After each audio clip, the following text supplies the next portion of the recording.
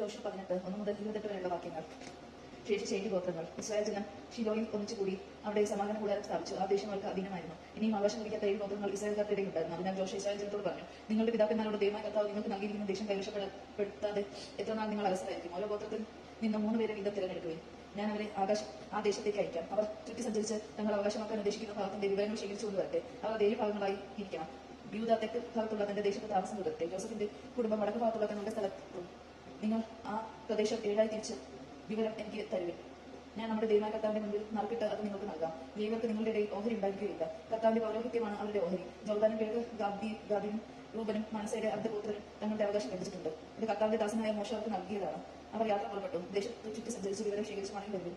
ഇവിടെ ഷിലോയിൽ കർത്താവിന്റെ മുമ്പിൽ ഞാൻ നിങ്ങൾക്ക് വേണ്ടി നറുക്കിടാം എന്ന് ജോഷ പറഞ്ഞു. അവർ പോയി ചുറ്റി സഞ്ചരിച്ച ദേശത്തെ 7ആയി തിരിച്ചപ്പെട്ട ഞങ്ങളടക്കം വിവരം രേഖപ്പെടുത്തി. അവർ ഷിലോയിൽ ജോഷയുടെ അടുത്ത് പാളയത്തിൽ മടങ്ങിയെത്തി. അപ്പോൾ ജോഷ അവർക്ക് വേണ്ടി ഷിലോയിൽ കർത്താവിന്റെ മുമ്പിൽ വെച്ച് നറുക്കിട്ടു. അവൻ ഇസ്രായേൽ ജനത്തിന് ആ ദേശം ഗോത്രം അനുസരിച്ച് വിഭജിച്ചു കൊടുത്തു. ബെഞ്ചമിൻ ഗോത്രത്തിലെ കുടുംബങ്ങൾക്ക് നറുക്ക് വീണു. യൂദാ ഗോത്രത്തിന്റെയും ജോസഫ് ഗോത്രത്തിന്റെയും മധ്യേ കിടക്കുന്ന പ്രദേശമാണ് അവർക്ക് ലഭിച്ചത്. അവരുടെ വടക്കേ അതിർത്തി ജോർദാനിൽ തുടങ്ങി ജെറീക്കോയുടെ പാർശ്വം വരച്ചിരുന്ന മലപ്രദേശങ്ങളിലൂടെ പടിഞ്ഞാറോട്ട് കടന്നു ബേത്ത് ആൻ മരുഭൂമിയിലെത്തുന്നു. അവിടെ നിന്ന് ലൂസിന്റെ ബത്തേലിന്റെയും തെക്ക് ഭാഗത്തുകൂടി കടന്ന് താഴോട്ട് ബെത്ത്ഫറോണിന്റെ തെക്ക് കിടക്കുന്ന മലിയുടെ അത്താബിലേക്ക് ഇറങ്ങുന്നു. വീണ്ടും ഒരു പടിഞ്ഞാറ് ഭാഗത്ത് തിരിഞ്ഞ് തെക്കോട്ട് പോയി ബേത്ത്ഹോമിനെ എതിരെ കിടക്കുന്ന മലയിൽ നിന്ന് യൂദഗോത്രത്തിന്റെ പട്ടണമായ കിരയോത്തയാറിൽ വന്നു നിൽക്കുന്നു. അവരുടെ പടിഞ്ഞാറെ അതിർത്തിയാണത്. തെക്ക് ഭാഗം കിരിയാത്തിയാറിന്റെ പ്രാന്തങ്ങളിൽ ആരംഭിക്കുന്നു. അവിടെ നിന്ന് അത് എഫ്രോണിൽ നെഫ്തോവ നീരുളവ വരെ ചെല്ലുന്നു. അനന്തരം അത് താഴോട്ട് റഫായും താഴ്വരയുടെ വടക്കേറ്റത്തുള്ള ഹിനോമിന്റെ മകന്റെ താഴ്വരയ്ക്ക് അഭിമുഖമായി നിൽക്കുന്ന പർവ്വതത്തിന്റെ അതിർത്തി വരെയും എത്തുന്നു. വീണ്ടും ഹിനോം താഴ്വരയിലൂടെ ഇറങ്ങി ജബൂസിയുടെ ദേശത്തിന്റെ തെക്ക് ഭാഗത്തൂടെ താഴെ എൻറോഗയിൽ എത്തുന്നു.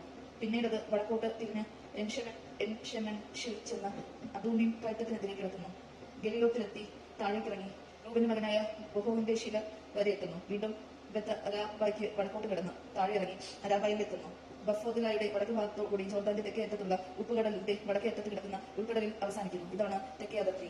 കിഴക്കേ അതിർത്തി ജോർദാനാണ്. ബെഞ്ചമിൻ ഗോത്രത്തിന് കുടുംബക്രമം അനുസരിച്ച് ജനിച്ച അവകാശത്തിന്റെ അതിർത്തികളാണിവ.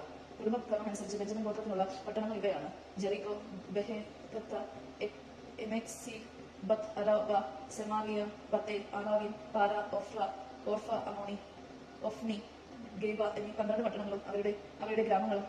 ഗിബയോൻ, റാമ, ബരോദ്, മിസ്പെ, കെഫീറ, മോസ, ലക്കൈൻ, എപ്പേൽ, തലാല, സേല, ഹയേലേഫ്, ജബൂസ്, ജെറുസലേം, ഗിബോയോ, കിരിയാത്തെറിയാം എന്ന 14 പട്ടണങ്ങളും അവരുടെ ഗ്രാമങ്ങളും ബെഞ്ചമിൻ ഗോത്രത്തിന് കുടുംബക്രമം അനുസരിച്ച് ലഭിച്ച ഓഹരിയാണത്. ദേവജകൾ നാം കേട്ടത് നമുക്ക് ദൈവത്തെ സ്തുതിക്കാൻ ക്രിസ്ത്യൻ സ്തുതി.